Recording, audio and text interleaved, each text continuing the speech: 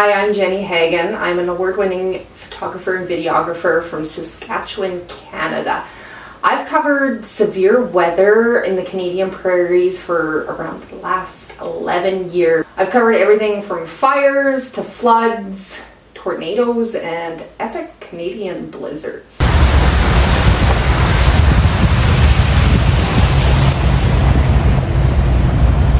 Our risk, we've got watches out for the southern part of Saskatchewan. We saw some great weather in the west central area yesterday with tornado warnings and tornadic storms.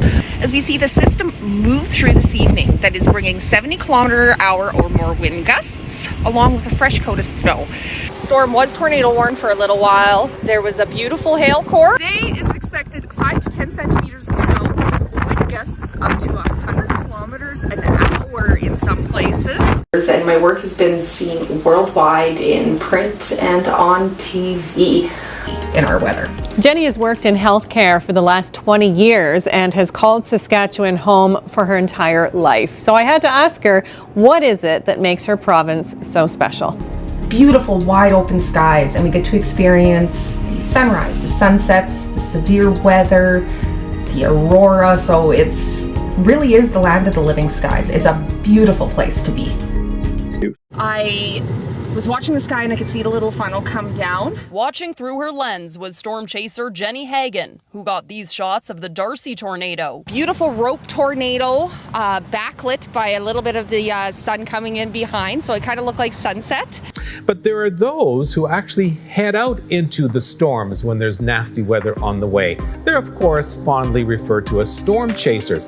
But you know, it seems to me that the storm chasing business is a mostly male domain. We're going to talk to a woman from West Central Saskatchewan. Her name is Jenny Hagen. She's a storm chaser of a different kind. We'll have that interview for you in just a moment. Chasing the most extreme weather conditions, it's not just a hobby for me, nor is it really a job. I would say it's more of a way of life, that it's in my blood. I've always had this adventurous spirit, always seeking to push boundaries and experience everything I can, and that's not something that has left me as I've gotten older. So when I'm not out under the active skies, you can find me out kayaking and ziplining, hang gliding, anything that kind of gets the blood pumping.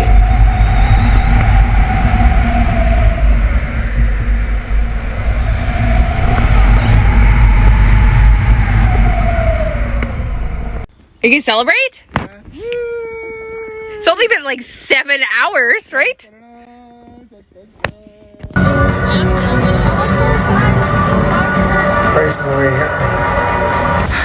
Hey Jenny, Are we there yet? only another kilometer to go.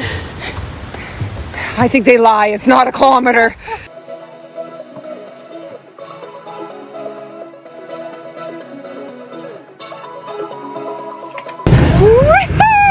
I hate this part. I like the spinning. All right, day 5. We're about to head up the mountain, hiking up to a little hut.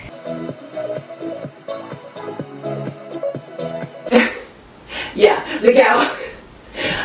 There's actually a story behind that. It was made for me by a friend, and it is made after the flying cow off of the movie Twister, which is probably one of the most iconic chase movies that's out there, and actually one of my most favorite scenes. I've talked about it a lot online. So she made me the lost cow from the movie Twister.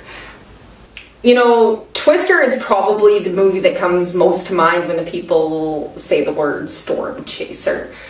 And there's a lot of inaccuracies in the movie. There is a lot of similarities to what it's like in the chase world. I think one of the most accurate depictions in the movie is, the female to male ratio when it comes to storm chasing. Helen Hunt's character, Jo, was one of the only females in the movie actually chasing storms. And that was my first and probably only female role model in the field that I had to look up to for many years. It wasn't until probably 2013 when the amazing Jacqueline Whittle came across my TV screen, Chasing Storms, that I finally got, you know, that first female real life person that I could look up to in the chase world. The lack of, I guess, women on the screen in these roles is probably why a lot of people are surprised when they meet me and they find out that I am a storm chaser. I don't look kind of like your typical on-screen storm chaser, and it's probably easier for them to visualize them as like in my role as a healthcare worker or as a mom to my two amazing kids. You know, that, you know, typical soccer mom instead of out there chasing this active weather. Getting asked how I got into chasing storms is probably the most frequently asked question I get out there, and there's no definitive answer for it for me. It was kind of slow progression that happened for me all through life.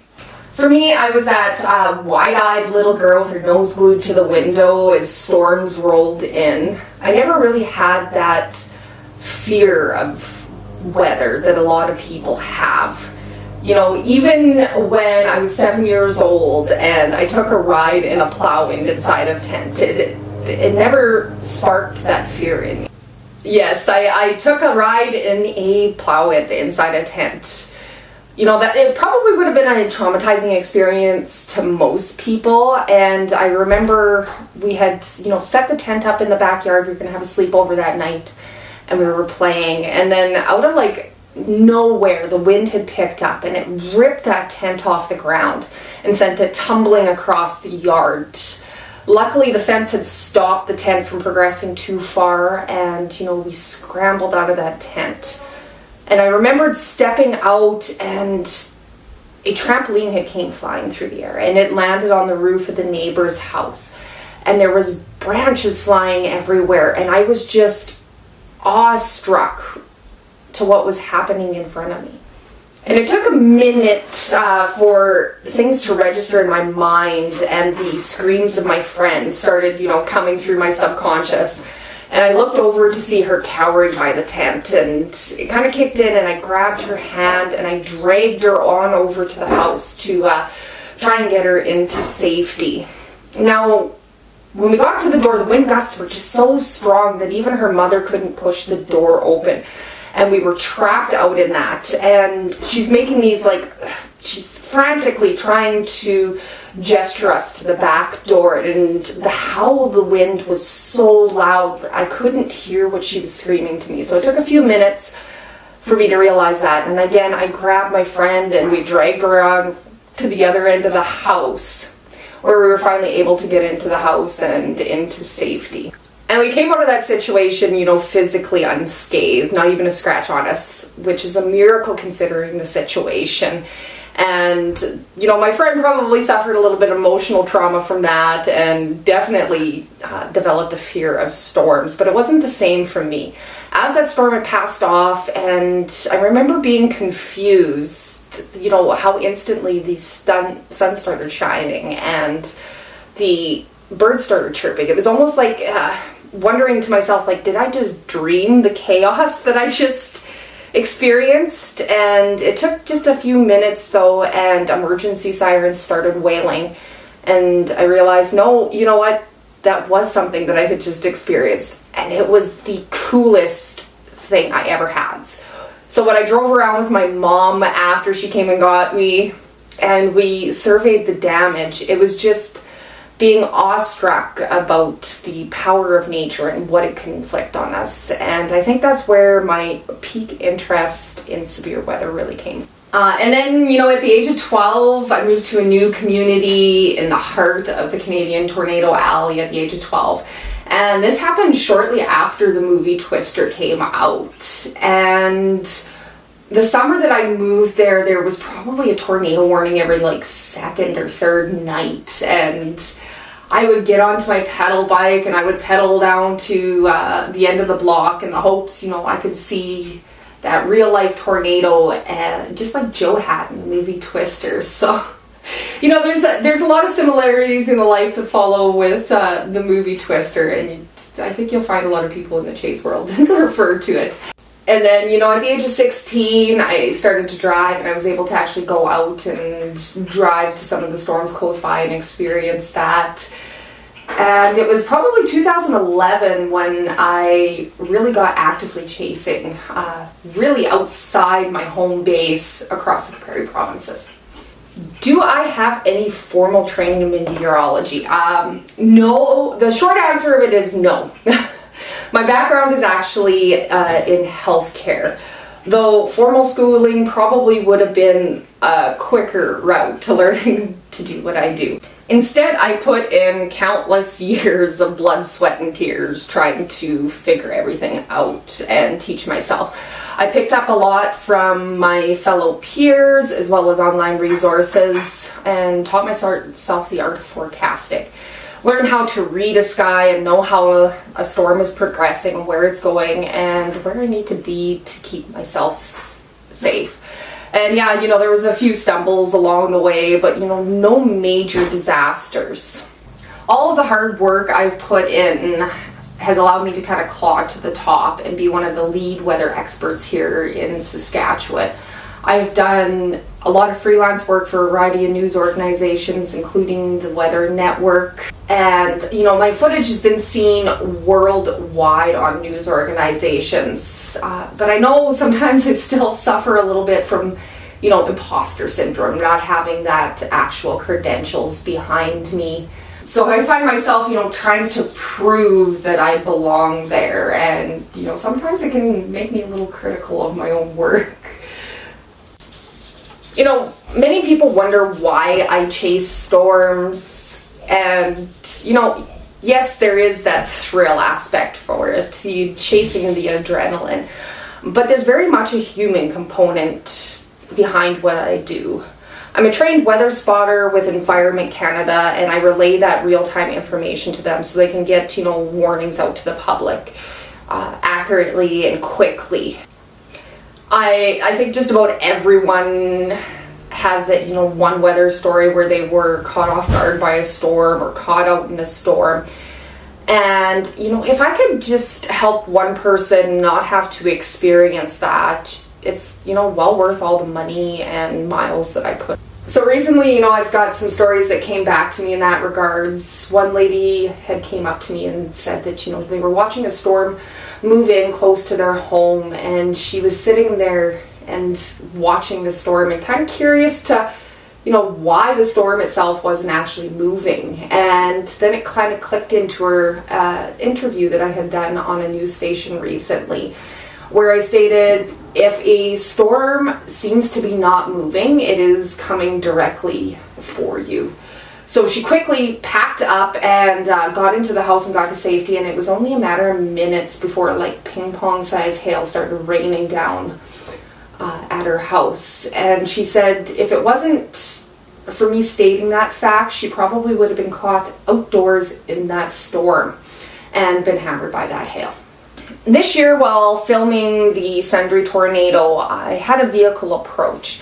And in it was a lady and her elderly mother. They had just fled the farm directly in front of the path, and they stood there and watched with me the storm as it covered over top of their farm. And I calmly kind of explained to them what was going on in the environment and, you know, reassured them that they were safe in that situation. A few days later, they came back to me, sent me a message, and she told me that she just really wanted to thank me. That spending that time and talking through with her on what was happening there really helped calm their nerves. And she was happy to report that, you know, that their farm only suffered minor damages, which I'm always very thankful of. We never want to see people's property damaged in these storms, and we get this like sinking in our stomach when we see people's livelihoods ripped apart.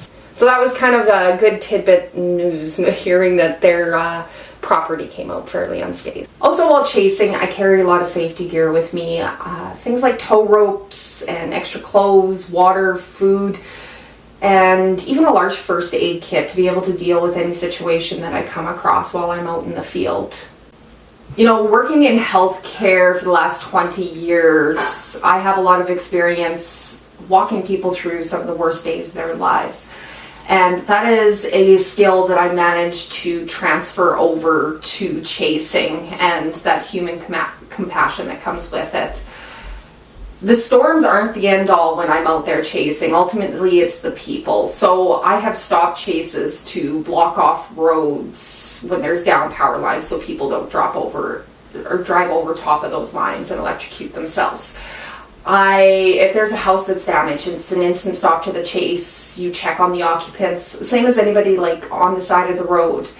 I even have gone back after the storm has passed and, helped with cleanup, because it's important to never forget that human aspect and that people's lives are truly affected by these events, and you need to be compassionate about that.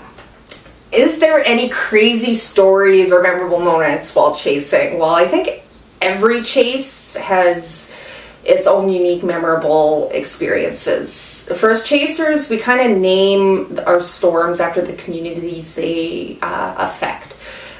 For instance, the Moore, the El Reno, the Eli, and the mention of those town names is enough to just bring up memories for probably every chaser that's out there. A few stand out to me that I've covered. I think one of the first would be October 17th, 2017, where a massive wildfire had sparked off at Hilda, Alberta.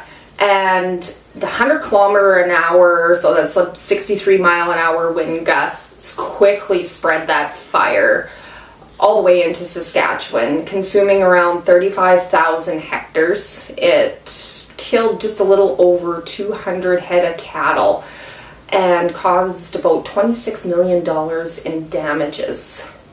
The reason why this one sticks with me is because my community itself, hour and a half northeast of Hilda, was put on evacuation standby. So I was out there and I was documenting this event, photographing it, taking interviews with news stations. And while doing that, I had to take a look at what personal possessions of mine I would have to save in the event that we were evacuated. Most of the time when I'm covering these events, it's not something that's impacting me directly. This was one of the first instances where it was me personally that was affected by these events, and I was at the same time reporting on that. And it's something that's incredibly difficult when you take a look at your worldly possessions and have to make that decision of what's really important and what you're going to leave behind to possibly never see again.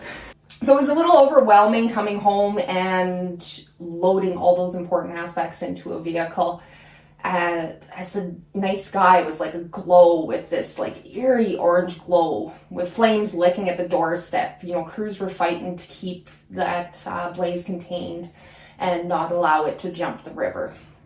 So that particular event was something that was very personal to me. Sometimes it's kind of the weird and oddball things that happen out in the field while you're chasing that kind of stick with you. July 27th, 2015, there was the Tilston, Manitoba tornado, which was one of the first tornadoes I got to experience in person. And it was a massive 1.5 mile wide tornado. But that's, memorable in itself, but not what stuck out in that situation. It was after the storm, while driving home for hours on end driving. There's thousands of frogs that were just littering the highway. It was crazy. There were spots that were just greasy from the amount of frogs being squashed on the highway, and it's something I've never seen again chasing. And I've only heard of a few other people that have had that experience as well. So I don't really get what the phenomenon behind it is, but I guess my theory is that these frogs or reptiles just came out into the nice warm pavement to warm up after the storm has passed. But that's only a theory, and I haven't heard of any scientific explanation to that phenomenon. Also, sometimes, it's the people that you get to share these experience with. On July 7th of this year, when I was filming and chasing that Sundre, Alberta tornado, I got to take along my 16-year-old daughter to experience her very first tornado. So she got to witness that and film that from about 200 feet away. And it was absolutely amazing to be able to share that, my experience with the next generation and my knowledge of chasing storms. Kids and chasing are kind of a touchy subject when it comes to the online world. I almost think that we forget how our parents used to load us up in the vehicle to go watch a thunderstorm rolling through. So having your child out chasing with you, the lashback online can be swift and severe.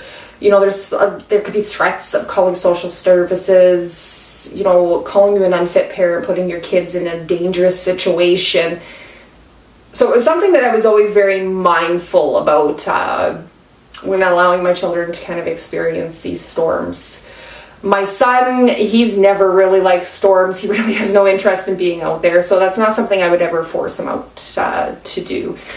My daughter, on the other hand, has always had, like me, that love of storms since she was a little child, and just that awe of Mother Nature. So for a lot of those minor thunderstorms, I would allow her to come out and experience that with me. For the major setups, though, I would leave her at home, and I remember she'd always get so upset that she wasn't allowed to come join for these major chases. And at 10 years old, she's telling me, Mom, I know a lot about storms. I can chase them too. So now that she's kind of old enough to drive, I wanted to be able to teach her how to go about chasing storms safely. So I started taking her along and teaching her the ropes so she can learn from my experiences and my mistakes and hopefully not make the same. She's not out there doing like what her mom did and just drove out and to see what she can experience out there. So she's definitely got a leg up to be able to go about this safely. Who are my mentors in the chase world? Well, I've actually had quite a few mentors along the way. A few that stick out is Kyle Britton, a really good friend of mine from Alberta. We kind of came up in the chase world together, but he's really, helped me learn a lot of aspects about forecasting storms. And I would have to say the other is the amazing Jacqueline Whittle. As I mentioned before, she was the first person on TV in the role of storm chaser with her TV show Storm Hunters. And she really showed me that it was possible as a woman to be out in the field and reporting on these severe weather. And this happened kind of just as I started chasing, and it was exciting to be able to see a woman in that role. There's also the aspect of, my peers in the chase world and that little friendly competition that goes on between us that keeps us, pushing to get better and get those shots. People like Craig Baum and Shannon Belitsky, they do amazing photographic work. What exactly is the competition between us? As chasers, we're always trying to nail that forecast exactly. Get to the area where these storms are and be in the best position. But there's also that aspect of catching the most, visually appealing image of that storm. So we're all racing around trying to get the shot and have that most, epic shot of the day. We really support and encourage each other and cheer each other on, especially when they get these absolutely stunning shots and you're just like, oh, I hate you. I love you, but I really hate you for grabbing that shot. And it kind of keeps you pushing to just keep learning and getting better, just pushing yourself. What challenges do I face while chasing? Well, there's a lot. So I put on thousands of miles each year and do a lot of work from the road. And it's kind of a struggle to balance, your family life and the work aspect of chasing. You're juggling your children's activities and events, as well as trying to accomplish all the work you need to do. So there's definitely a struggle to balance all of that. So my kids are older now, so it was definitely a lot easier than it was, say, a few years ago. It also, takes a toll on relationships in your life. Come storm season, that is only a very short time frame, so your focus is definitely on that. And weather is unpredictable. So to commit to any events or social gatherings is something that's very difficult, and it's not something that people outside the chase world necessarily understand. So I know a lot of my friendships over the years have kind of fallen to the wayside for that reason. It can be tough on romantic relationships as well, being on the road that much. I'm lucky to have a very supportive partner that not only cheers me on, but understands the many hours I need to spend on the road and away from home. And he also makes sure that I, take care of myself. Chasing isn't always the healthiest of occupations. You're eating a lot of road food, you're lacking sleep, you're drinking a copious amount of coffee just to keep going. Well, it's 6 a.m. here on day 4. Can I get a large triple with 4 shots of espresso? 4 shots? So it keeps me in check a little bit to make sure that I'm taking care of myself. There's also a lot of safety challenges to chasing. You are batting yourself up against the most extreme forces nature can throw at you. So safety really has to be front of mind, because in the chaos of the storm, you can't lose your head. Because if you lose your head, you're going to end up in a heap of trouble out there, and possibly in very dangerous conditions. And then there is an aspect of being a female chaser and the extra non-storm related risks, safety risks that are tossed into the mix as well. What risks do I face that are non-storm related? Well, for starters, I'm a young female that is often out on these back roads in the middle of nowhere by myself, and that alone poses some risks and dangers, and something I have to be aware of when I'm approached out on those back roads. I'm a very small woman, and I might not always be able to defend myself against a person that might want to take advantage of that situation. And it's always something that's forefront in my mind, especially, the few sketchy situations that I've encountered when I've been out in the field, that has kind of, pushed me to put safety protocols in place in the instances of these situations. What exactly are those sketchy situations? Well, I've been barricaded into an approach by drunk farmers, angry ones. I've been, stalked around my vehicle. I've been approached by men making advances and, trying to touch me. And, I've even had a few people kind of figure out where I am and show up in, kind of the hopes that they could maybe charm me. I'm not sure. And it's something that really has made me uncomfortable. So I have to also be aware of, kind of hiding a little bit of where exactly I am while I'm out there chasing and doing things, not posting things real time, so I can kind of mitigate the dangers of that. So what other obstacles do I face as a female chaser? I would have to say probably the online harassment. My social media following has kind of exploded over the last few years. I'm this, fun, bubbly, smiley, quirky little girl out there reporting on the weather, and I found with COVID that people were really craving that positive energy, and my social media kind of just exploded. And with that came a huge influx of, lewd comments and messages and photos being sent to me on a daily basis. I would get suggestions on how I should wear lower cut shirts, or maybe I should wear a bikini while I'm out there chasing and bend over a little bit more. Those kind of comments. It can be hard to swallow sometimes, to have all your hard work subjectified to your appearance.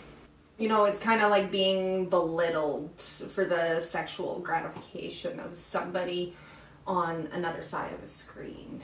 and that's often the way that these sexual advancements leave us feeling. I try and keep my social media very positive and, you know, be that kind of shining light for people around me.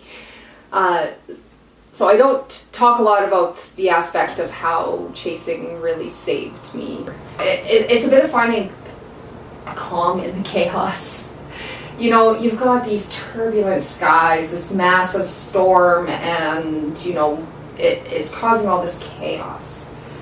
But after that storm passes, you see the sun come out, and the birds start chirping, or this absolutely stunning, amazing sunset. It just puts things into perspective that you can't really control what happens in life, but you can control how that affects you and what you do with those experiences. It was a healing thing for me to be out there under the storm. It allowed me to find my identity again as a person, pursue my passions, and find that love for something in life that was for me, that I could build upon. It allowed me to bring this happy energy to life again, and that zest that I can share with other people. So storm chasing has really been a huge emotional journey for me. So much learning and growing and a lot of changes. I just keep moving forward through this and always look forward to what this line of work really brings me in the future. Despite some of the negative stuff, my experience has been overwhelmingly positive. I've succeeded in many ways I never even imagined was possible. It might surprise a lot of people, but only a few years ago, I was absolutely terrified of stepping in front of that camera. It took a lot of grit to push myself like way out of my comfort zone and put myself out to the world. So to see where I am now, I sometimes have to like pinch myself to see if, like, is this real? I never imagined I'd be on TV giving interviews or working with some of the most top weather organizations in the world, or even that my work could reach worldwide, being, you know, that wide-eyed girl with an easy smile from small town Saskatchewan. I've got to meet the most amazing and important people in my life. You know, it's a circle of people that understand my lifestyle, and they really cheer me on doing what I do. I've also got to get involved with, you know, great organizations like Girls Who Chase. It's a mentorship and learning resource for women coming into weather. So I'm able to take my experience and my knowledge and my zest for life and make just, you know, small difference in this world for someone else. And, you know, with everything, I'm just so excited what's to come for the next few years and what the next epic storm I'll get to place in front of my life.